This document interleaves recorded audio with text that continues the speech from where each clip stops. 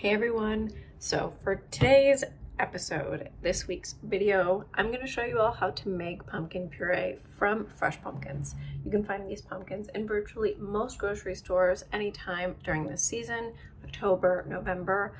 They will be perfect for any homemade goods. If you're feeling delighted about the pumpkin season, go and grab your fresh pumpkins and use this video to make your own homemade pumpkin puree. Let's get to the recipe.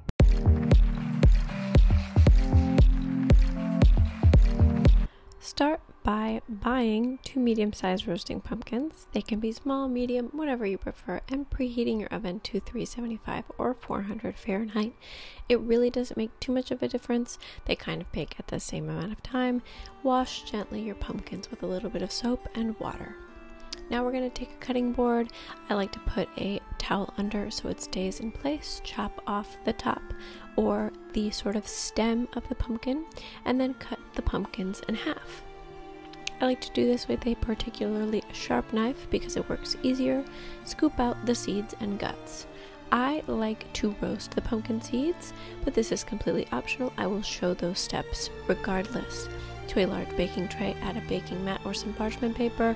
Face your pumpkins face down and add little incisions using a sharp knife on the top outer skin so that heat can be released.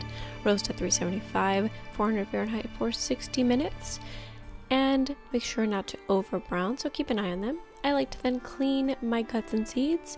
I do this by adding a little bit of water. It loosens the seeds from the guts. Pick them out with your hands or with a strainer and set them aside.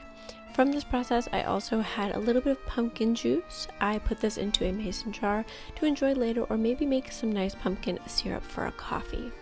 The pumpkins will be nicely browned and a little bit charred. Have no fear, I like mine this way. However, if you prefer a slightly less roasted look, you can roast your pumpkins at 350 Fahrenheit for 1 hour and they will be nice and golden. These are golden brown. Using a fork, we can stab the pumpkin to make sure it's thoroughly and fully cooked. And then I like to put them on a wire rack so they can completely cool. I then add my pumpkins to the same baking tray and roast for 12 minutes at 375 Fahrenheit, giving them a slight little nudge halfway to make sure they roast evenly.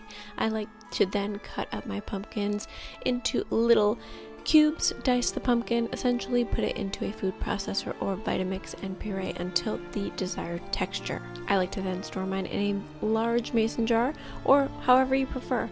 I really love this recipe. I do it every single year and I hope this was helpful. If you guys like this video, be sure to subscribe to the channel for full recipes every Friday and daily shorts. See you next time!